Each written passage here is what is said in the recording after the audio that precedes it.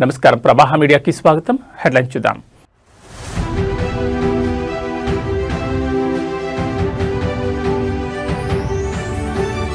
చంద్రబాబు ఢిల్లీ పర్యటన ఖరారు. పోలవరం, అమరావతి నిధులపైనే స్పెషల్ ఫోకస్.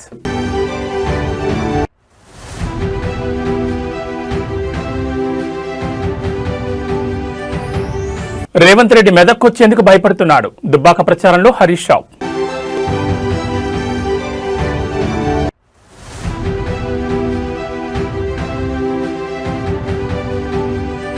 ఏపీలో మళ్లీ బర్డ్ ఫ్లూ కలకలం. ప్రభావిత గ్రామాల్లో అప్రమత్తమైన అధికార యంత్రాంగం.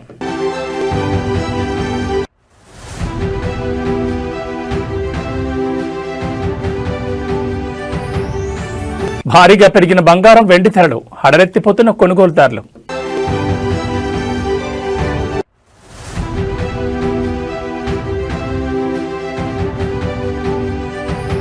భారత్ పాక్ మ్యాచ్ పై వేడిన ఉత్కంఠ. పీసీబీకి ఐసీసీ 24 గంటల గడువు.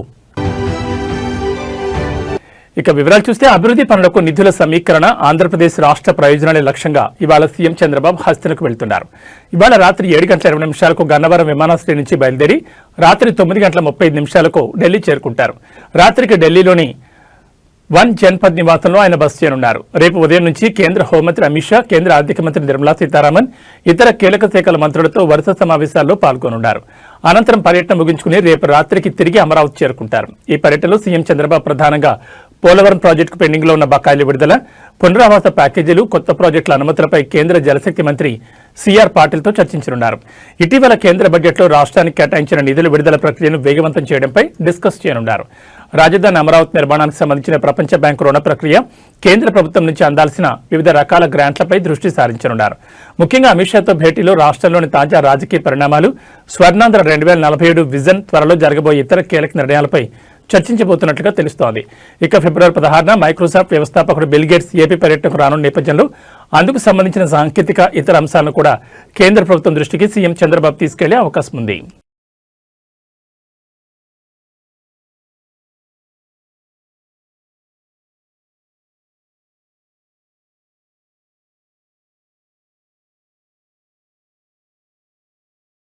ఏపీ ముఖ్యమంత్రి చంద్రబాబుపై అనుచిత వ్యాఖ్యలు చేసిన కేసులో ఇప్పటికే రాజమండ్రి జైల్లో రిమాండ్ ఖైదీగా ఉన్న మాజీ మంత్రి, వైసీపీ నేత అంబటి రాంబాబుకు ఉచ్చు మరింత బిగిస్తోంది. గత ఏడాది నవంబర్ 12న మెడికల్ కాలేజీల పీపీపీ విధానాన్ని నిరసిస్తూ ధర్నా చేసిన సమయంలో భారీ కేడ్లను తోసుకుంటూ పోలీసులతో ఆయన దురుసుగా ప్రవర్తించారు. దీనికి సంబంధించి పట్టాభిపురం పోలీస్ స్టేషన్లో అంబటిపై కేసు నమోదైంది. ఈ కేసుకు సంబంధించి అంబటిని విచారించేందుకు పట్టాభిపురం పీఎస్ పోలీసులు గుంటూరు కోర్టులో ఉన్న పీటీ వారెంట్ దాఖలు చేశారు. ఈ వారెంట్పై కోర్టు ఈ రోజు తీర్పును వెలువరించనుంది. అంబటిపై మరిన్ని కేసులు కూడా నమోదయ్యాయి. ఈ అన్ని కేసుల్లో ఆయనపై పీటీ వారెంట్లు దాఖలు చేసే అవకాశం ఉంది. మరోవైపు చంద్రబాబుపై వ్యాఖ్యల కేసులో గుంటూరు కోర్టులో అంబటి బెయిల్ పిటిషన్ వేశారు. ఈ పిటిషన్పై కూడా ఈ రోజు కోర్టులో విచారణ జరగనుంది. దీనికి తోడు Ambati police custody petition, Rajahmundry central జైల్లో అదనపు సౌకర్యాల కోసం వేసిన పిటిషన్లపై కూడా ఈ రోజు విచారణ జరగనుంది. అంబటికి సంబంధించిన 4 పిటిషన్లపై విచారణ ఉండడంతో ఆయనను రాజమండ్రి సెంట్రల్ జైలు నుంచి గుంటూరుకు తరలిస్తున్నారు.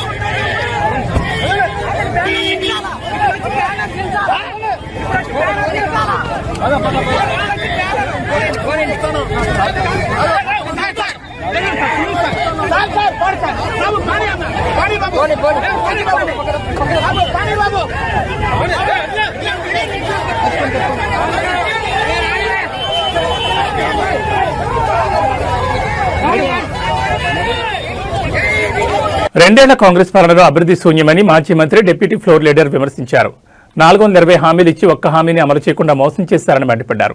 మహిళలకు ఫ్రీ బస్ ఇచ్చారు, కానీ రేవంత్ పాలన అంతా తుస్సి అని అన్నారు. మున్సిపల్ ఎన్నికల ప్రచారంలో భాగంగా సిద్దిపేట జిల్లా దుబ్బాక మున్సిపాలిటీలో హరీష్ రావు పర్యటించారు. చెల్లాపూర్ వార్డులో ఎమ్మెల్యే కొత్త ప్రభాకర్ రెడ్డితో కలిసి ప్రచారం నిర్వహించారు. ఈ సందర్భంగా హరీష్ రావు మాట్లాడుతూ మున్సిపల్ ఎన్నికల్లో కారు గుర్తుకు ఓటేసి గెలిపించాలని పిలుపునిచ్చారు. తెలంగాణను తెచ్చిన కేసీఆర్ను రేవంత్ తిడుతున్నాడని హరీష్ రావు మండిపడ్డారు. తెలంగాణ రాష్ట్రం తెచ్చి అభివృద్ధి పథకాలు అమలు చేయడం కేసీఆర్ తప్ప అని ఆయన ప్రశ్నించారు. కేసీఆర్ను తిడితే ఓట్లు రావని, పథకాలు అమలు చేస్తే వస్తాయని హితవు పలికారు. బూతులు మాట్లాడే రేవంత్కు పోలింగ్ బూత్లో బుద్ధి చెప్పాలని పిలుపునిచ్చారు. 15 ఆగస్టు కల్లా రుణమాఫీ పూర్తి చేస్తానని, దేవుళ్లపై రేవంత్ రెడ్డి ఒట్లు పెట్టండి అని హరీష్ రావు గుర్తు చేశారు. మెదక్ రావాలంటే రేవంత్ రెడ్డికి భయం పట్టుకుందని హరీష్ రావు అన్నారు. అన్ని జిల్లాలు తిరుగుతున్న రేవంత్ రెడ్డి ఉమ్మడి మెదక్ వచ్చేందుకు ముఖం లేదని విమర్శించారు. ఇక్కడ హరీష్ రావు ఉన్నాడని భయపడుతున్నాడని తెలిపారు.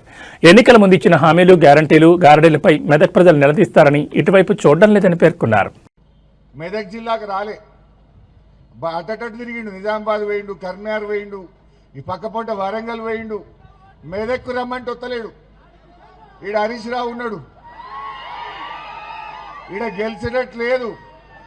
కాంగ్రెస్ వాళ్ళు రమ్మన్నారట మెదక్కు, రమ్మంటే రేవంత్ రెడ్డి మీ ముఖానికి ఒక్కటి కూడా గెలిచేటట్లేదు రా, వచ్చి నాయిచ్చేది పోతుంది, నేను రాను మెదక్ అన్నాడు.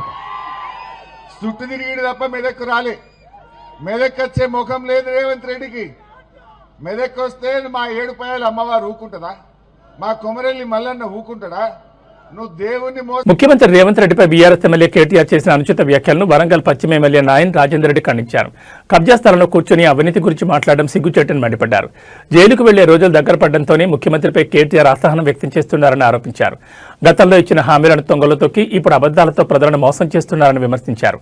దళిత బిడ్డ ప్రతిపక్ష నేతగా ఉండడం జీర్ణించుకోలేక ఇలాంటి చౌకబారు విమర్శలు చేస్తున్నారని, ఇప్పటికైనా పద్ధతి మార్చుకోవాలని హితవు పలికారు. హనుమకొండ జిల్లాలో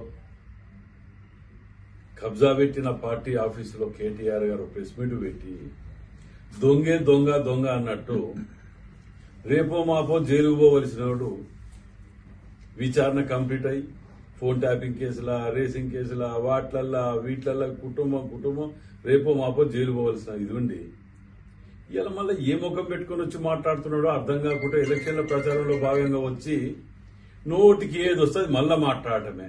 ఇక మారదా మీరు? బుద్ధి మారదా మీది?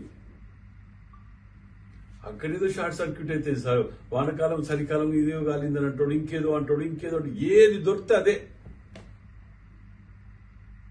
రేపు మాపో చెల్లపల్లి పోయేది మీరు, మీ కుటుంబమేనా బాబు? మీరు ఎక్కడ దానికి ఆలోచనలో ఉన్నారో మీకు అర్థం కావట్లే. కానీ మీరు హన్మకొండకు వచ్చే ముందు ఆలోచన చేసుకోవాలి కదా. గతంలో 10,000 ఇస్తా అని చెప్పి పారిపోయింది నువ్వే కదా. నయీం నగర్ బ్రిడ్జ్ మీద కూర్చొని 10,000 ఇస్తాను పోలే, తీసుకొస్తాను ఎలక్షన్ అయిపోయి తీసుకొస్తా అని చెప్పి నువ్వు వంటివి బండి పోతే బండి ఇస్తా, గుండు పోతే గుండు ఇస్తా అని ఆయన మాట్లాడే ఇవన్నీ జరిగినాయి చూసింది కదా. మళ్ళీ ఏ ముఖం పెట్టుకుని వచ్చి హన్మకొండకు వచ్చి సర్వనాశనం చేసిన హన్మకొండకు వచ్చి 6 ముక్కలు చేసి ఆగమాగం చేసి 200 కోట్ల రూపాయల కబ్జా పెట్టిన కార్యాలయంలో దొంగలు తిరిగా కూర్చొని మీరు మాట్లాడుకుంటే దానికి అర్థం లేదు, పద్ధం లేదు. మీరు చెయ్యని అరాచకం ఉన్నదా? తెలంగాణ రాజకీయాల్లో అధికార కాంగ్రెస్ మరియు ప్రతిపక్ష బీఆర్ఎస్ పార్టీల మధ్య మాటల యుద్ధం ముదిరి పాకాన పడింది. ముఖ్యమంత్రి రేవంత్ రెడ్డిపై బీఆర్ఎస్ వర్కింగ్ ప్రెసిడెంట్ కేటీఆర్ చేసిన పరుష వ్యాఖ్యలకు నిరసనగా కాంగ్రెస్ ఎమ్మెల్సీ అద్దంకి దయాకర్ తీవ్రస్థాయిలో విరుచుకుపడ్డారు. కేటీఆర్ అహంకారపూరితంగా మాట్లాడుతున్నారని, తెలంగాణ రాష్ట్రం ఎవరి సొత్తు కాదని ఆయన స్పష్టం చేశారు. రాజకీయాల్లో విమర్శలు సహజమే కానీ ఒక ముఖ్యమంత్రిని ఉద్దేశించి వ్యక్తిగత దోషాలకు దిగడం కేటీఆర్ స్థాయికి తగదని ఆయన హెచ్చరించారు. అద్దంకి దయాకర్ తన విమర్శల్లో కేటీఆర్ కుటుంబ రాజకీయాలను లక్ష్యంగా చేసుకున్నారు. తండ్రి కేసీఆర్ పేరు చెప్పుకుని రాజకీయం చేస్తున్న నీకు అంత అహంకారం ఎందుకు అని ఆయన ప్రశ్నించారు. తెలంగాణ రాష్ట్రం మీ కుటుంబ జాగీర్ కాదని, ప్రజలు మిమ్మల్ని తిరస్కరించిన విషయాన్ని గుర్తుంచుకోవాలని హితవు పలికారు. కేటీఆర్ తన సొంత పార్టీని తానే నాశనం చేసుకుంటున్నారని, అందుకే కాంగ్రెస్ పార్టీని వారిని పెద్దగా పట్టించుకోవడం లేదని ఎద్దేవా చేశారు. రాష్ట్రాభివృద్ధిలో బీఆర్ఎస్ పాత్ర కంటే విధ్వంసమే ఎక్కువగా ఉందని ఆయన మండిపడ్డారు. రాబోయే రోజుల్లో కేటీఆర్ తన భాషను మార్చుకోకపోతే ప్రజలే బుద్ధి చెప్తారని దయాకర్ హెచ్చరించారు. రాష్ట్రానికి పట్టిన శని మీరు అంటూ తీవ్రమైన పదజాలంతో ధ్వజమెత్తు పిచ్చి మాటలు మాట్లాడితే చూస్తూ ఊరుకోమని హెచ్చరించారు.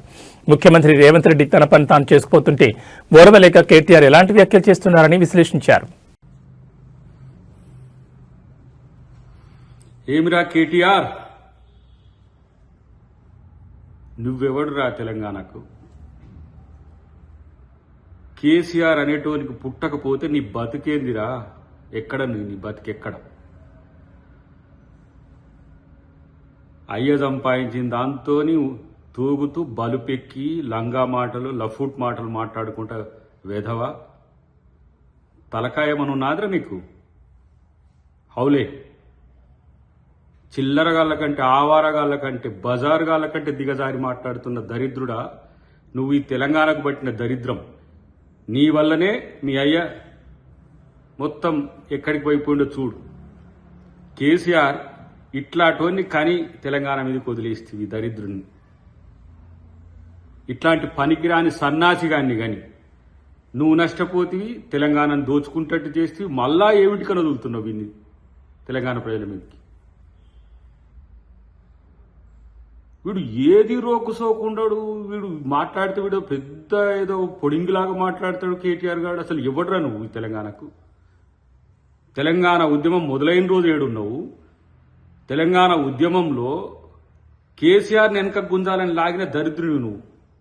మళ్ళేదో మొదలుకొస్తుందని చెప్పి అయ్యతో నుంచి ఇడగూరి ఇలా 17 సంవత్సరాల నుంచి తెలంగాణలో ఎమ్మెల్యేగా మంత్రిగా తూగి మొత్తం తెలంగాణను దోచుకొని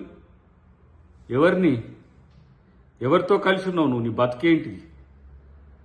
మొత్తం లంగ పనులు చేసుకుంటా, దొంగ పనులు చేసుకుంటా, ఫోన్ ట్యాపింగ్లు చేసుకుంటా. అసలు కనీసం తెలంగాణ గడ్డ మీద కాదు, ఈ భూమి మీద కూడా ఉండే పరిస్థితి లేదు నీకు అసలు. ఇట్లాంటి ఫాల్తు గాడి అలా తెలంగాణకు ప్రతిపక్ష నాయకుని కొడుకైంది. ఆ ప్రతిపక్ష నాయకుడు అంటే ఆయనకు నోరు ఉండదు. అప్పుడేమో తెగ్గ పొడింగి మాటలు మాట్లాడతాడు. అధికారం పోగానే జూప్ చప్ మళ్ళీ చిల్లరగాళ్ళను బయటికి వెళ్ళగలుగుతాడు. ఖమ్మం జిల్లాలో సాగునీటి కోసం రైతన్నలు రోడ్డెక్కారు. కొణిజర్ల మండలం గుబ్బగుర్తి వద్ద రహదారిపై రాస్తారోకు దిగారు. సాగునీరు లేకపోవడంతో పంటలు ఎండిపోతున్నాయని వెంటనే సాగునీటిని అందించి పంటలను కాపాడాలని డిమాండ్ చేశారు. నాగార్జున సాగర్ నుంచి అధికారులు నీళ్లు విడుదల చేయకపోవడంతో తమ మొక్కజొన్న పంటలు ఎండిపోతున్నాయని ఈ సందర్భంగా రైతన్నలు ఆందోళన వ్యక్తం చేశారు. దీనిపై స్థానిక నాయకులను కలిసినా పట్టించుకోవడం లేదన్నారు. దీనికి నిరసనగానే ఏస్కూరు పల్లిపాడు రహదారిపై రైతన్నలు ఆందోళన దిగారు. రైతుల ఆందోళనతో రహదారిపై భారీగా ట్రాఫిక్ జామ్ అయింది. వాహనాలు ఎక్కడికక్కడ నిలిచిపోయాయి.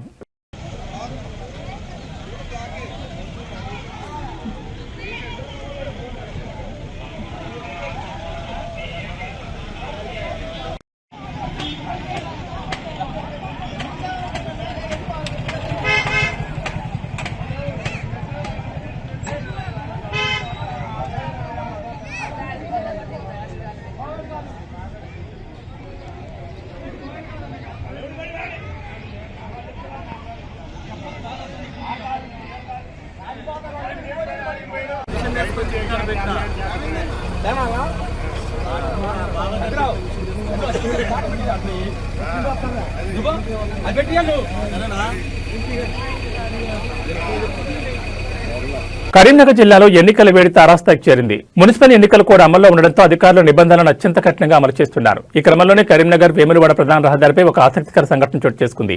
సామాన్యులే కాదు, చట్టం ముందు మంత్రులైనా సరే సమానులే అని పోలీసులు నిరూపించారు. రాష్ట్ర మంత్రులు తుమ్మల నాగేశ్వరరావు మరియు పొన్నం ప్రభాకర్ ప్రచార నిమిత్తం వేములవాడ వైపు వెళ్తుండగా కరీంనగర్ శివార్లో తనిఖీలు నిర్వహిస్తున్న పోలీసులు వారి కాన్వాయ్ని అడ్డుకున్నారు. మున్సిపల్ ఎన్నికల కోడ్ అమల్లో ఉన్న నేపథ్యంలో ఎలక్షన్ ఫ్లయింగ్ స్క్వాడ్ మరియు స్థానిక పోలీసులు ప్రతి వాహనాన్ని క్షుణ్ణంగా తనిఖీ చేస్తున్నారు. మంత్రుల వాహనాలను తెలిసినప్పటికీ నిబంధనల ప్రకారం పోలీసులు వెనక్కి తగ్గలేదు. వాహనాల డిక్కీలను, లోపల ఉన్న బ్యాగులను క్షుణ్ణంగా సోదా చేశారు. అయితే ఈ తనిఖీలకు మంత్రులు తుమ్మల నాగేశ్వరరావు, పొన్నం ప్రభాకర్ ఇద్దరు పూర్తి స్థాయిలో సహకరించడం విశేషం.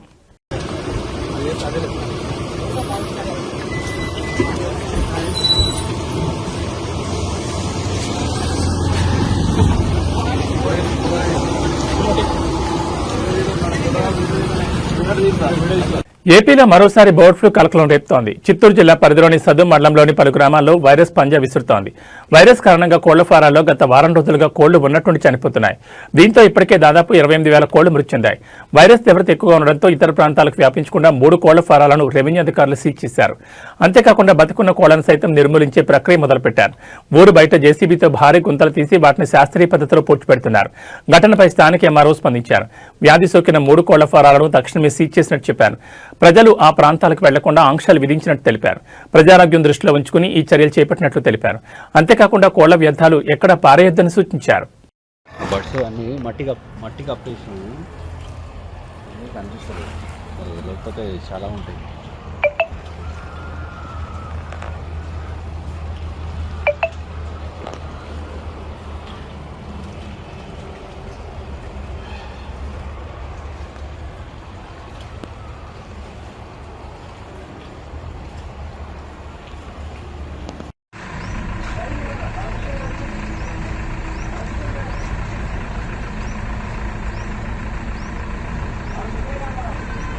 రెడీ సార్ గేట్ పెట్టించేసి అది రాగానే గేట్ పెట్టేసాను సార్ వాళ్ళ గేట్ క్లోజ్ చేయండి.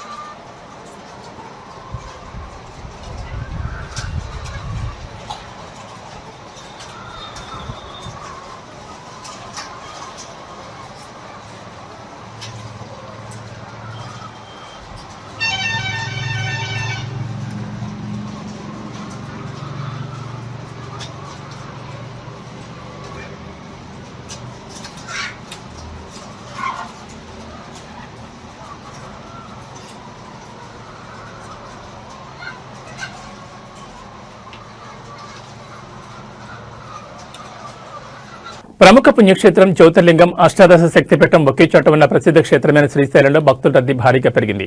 మహాశివరాత్రి బ్రహ్మోత్సవాలు ప్రారంభమవగా శివస్వాములు భక్తులు తమ మొక్కులు తీర్చుకునేందుకు శ్రీశైలం దేవస్థానం క్యూ కట్టారు. వేకోజాము నుంచి స్వామి అమ్మవార్ల దర్శనానికి భక్తులు బారులు తీరారు. మహాశివరాత్రి బ్రహ్మోత్సవాల్లో భాగంగా రెండవ రోజైన నేడు ద్వారకా తిరుమల ఆలయం తరపున స్వామి అమ్మవార్లకు పట్టు వస్త్రాలు అందనున్నాయి. రాత్రికి పురోహితులు, ఆలయ సిబ్బంది భక్తుల సమక్షంలో బృంగి వాహనంపై గ్రామోత్సవం నిర్వహించనున్నారు.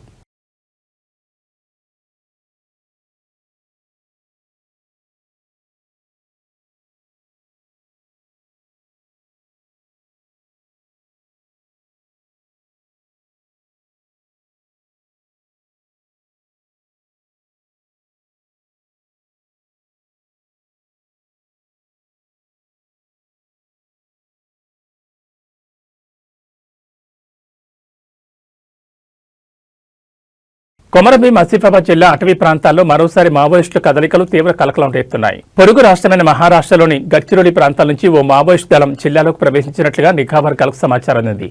దీంతో అప్రమత్తమైన పోలీసు యంత్రాంగం అటవీ ప్రాంతాలను జల్లెడపడుతోంది. ఆసిఫాబాద్, తిర్యానీ మండలాల సరిహద్దు అటవీ ప్రాంతాల్లో మావోయిస్టులు సంచరిస్తున్నట్లు పక్కా సమాచారం అందడంతో గ్రేహాన్స్ బలగాలు రంగంలోకి దిగాయి. డోర్లీ, పంగిడి మాదారం అటవీ ప్రాంతంలో గాలింపు చర్యలు చేపట్టగా మావోయిస్టులకు సంబంధించిన కిట్ బ్యాగ్లు, ఇతర సామగ్రిని బలగాలు గుర్తించాయి. పోలీసులు రాకను గమనించిన దళ సభ్యులు దట్టమైన అడవులకు తప్పించుకున్నట్లుగా అనుమానిస్తున్నారు. గ్రేహాన్స్ బలగాలతో పాటు స్థానిక పోలీసులు, స్పెషల్ పార్టీ బృందాలు సంయుక్తంగా కోమింగ్ నిర్వహిస్తున్నాయి. మహారాష్ట్ర, తెలంగాణ సరిహద్దులోని చెక్పోస్టుల వద్ద వాహన తనిఖీలను కఠినతరం చేశారు. కొత్త వ్యక్తులు లేదా అనుమానితులు కనిపిస్తే వెంటనే సమాచారం ఇవ్వాలని ప్రజలకు సూచించారు. తిర్యానీ మండల పరిధిలోని మారమూల గిరిజన గ్రామాల్లో పోలీసులు పర్యటిస్తూ ప్రజలను అప్రమత్తం చేస్తున్నారు. మావోయిస్టులకు ఎలాంటి సహకారం అందించొద్దని కోరుతున్నారు.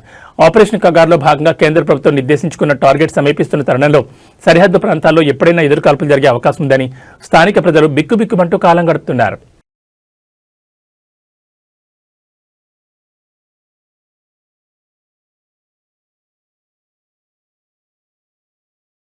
ముందస్తు అనుమతి లేకుండా విధులకు గైర్హాజరవుతూ చర్యాల మున్సిపల్ ఎన్నికల బరిలో నిలిచిన తన భార్యకు మద్దతుగా ప్రచారంలో పాల్గొన్నట్లు ఆధారాలతో రుజువు కావడంతో సిద్దిపేట జిల్లా కొమరవెల్లి పోలీస్ స్టేషన్లో విధులు నిర్వహిస్తున్న కానిస్టేబుల్ కె రమేష్ ను ఉన్నతాధికారులు సస్పెండ్ చేశారు. విధి నిర్వహణలో నిర్లక్ష్యం వహించడం, పోలీస్ ప్రవర్తన నియమాలను ఉల్లంఘించడం వంటి కారణాలతో ఈ చర్య తీసుకున్నట్లు సిపి సాధన రష్మి పెరుమాళ్ పేర్కొన్నారు. ఈ విషయం తెలిసిన వెంటనే రమేష్ భార్య చర్యాల 2వ వార్డు బీఆర్ఎస్ అభ్యర్థి కమలాపురం గీతాంజలి నిరసన దిగారు. స్థానిక అంబేద్కర్ విగ్రహానికి వినతిపత్రం సమర్పించిన ఆమె అక్కడే బైఠాయించి ఆందోళన చేపట్టారు. ఈ సందర్భంగా గీతాంజలి మాట్లాడుతూ తమ ప్రత్యర్థికి ఓటమి భయం ఉండడంతో అధికార బలాన్ని ఉపయోగించి తన భర్తను సస్పెండ్ చేయించారని ఆరోపించారు. తాను నామినేషన్ దాఖలు చేసినప్పటి నుంచి ఎన్నో ప్రలోభాలు చూపించి పోటీ నుంచి తప్పించేందుకు ప్రయత్నించారని, అంగీకరించకపోవడంతో చివరికి ఇలా కక్ష సాధించారని ఆమె విమర్శించారు.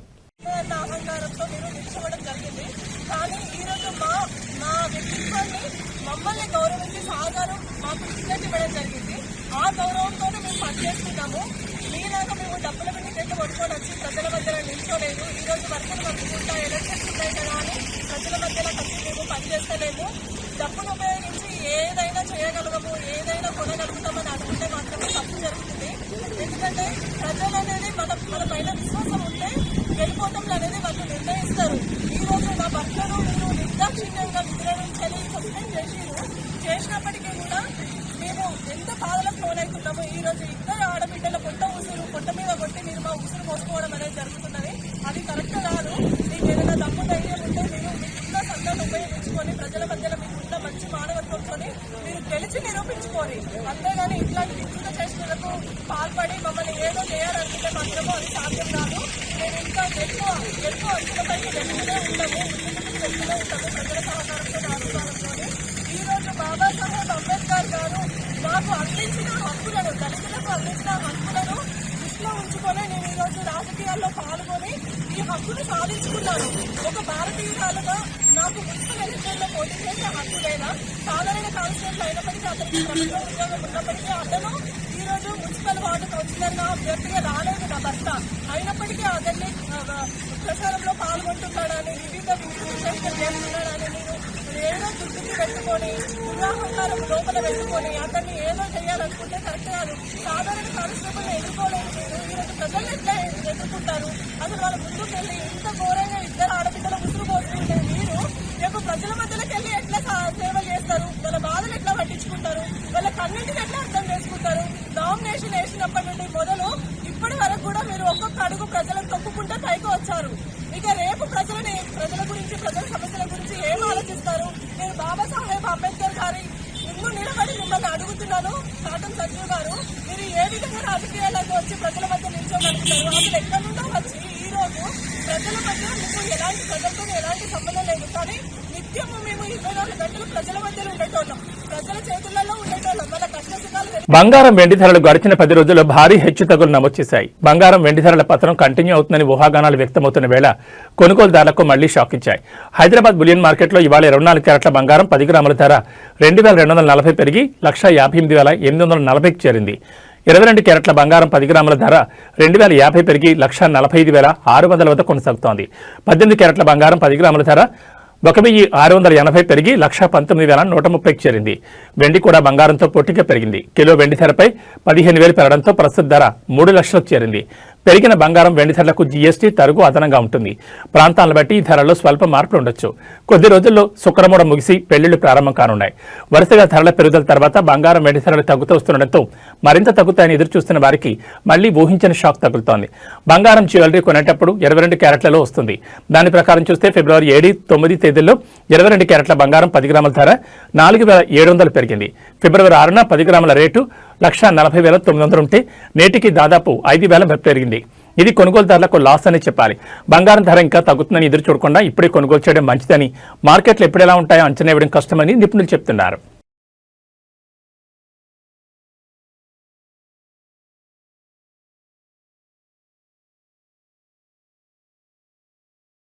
T20 ప్రపంచ కప్ 2026లో అత్యంత ఆసక్తికరమైన భారత్ పాకిస్తాన్ మ్యాచ్ నిర్వహణపై హైడ్రామా కొనసాగుతోంది.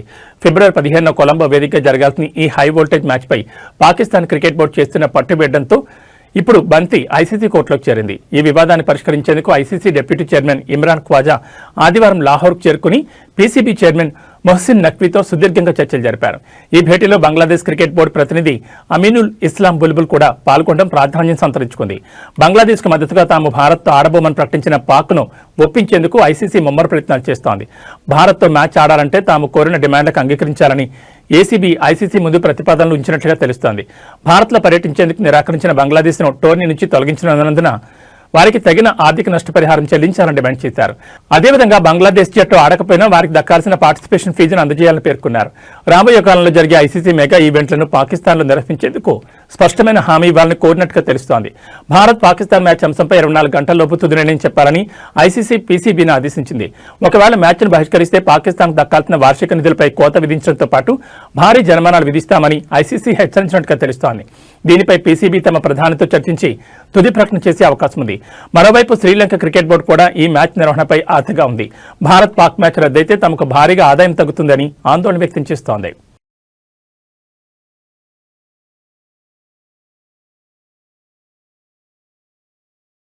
ఇక బులెటిన్ ముగించే ముందు హెడ్లైన్స్ మరోసారి.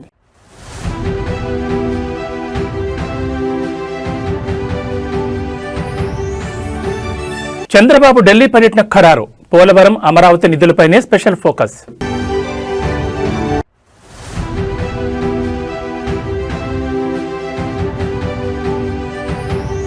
రేవంత్ రెడ్డి మెదక్కొచ్చేందుకు భయపడుతున్నాడు. దుబ్బాక ప్రచారంలో హరీష్ రావు.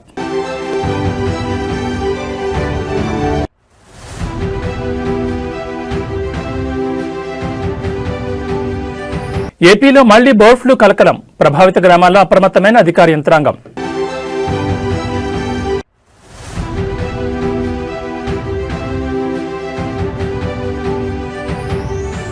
భారీగా పెరిగిన బంగారం, వెండి ధరలు, హడరెత్తిపోతున్న కొనుగోలుదారులు.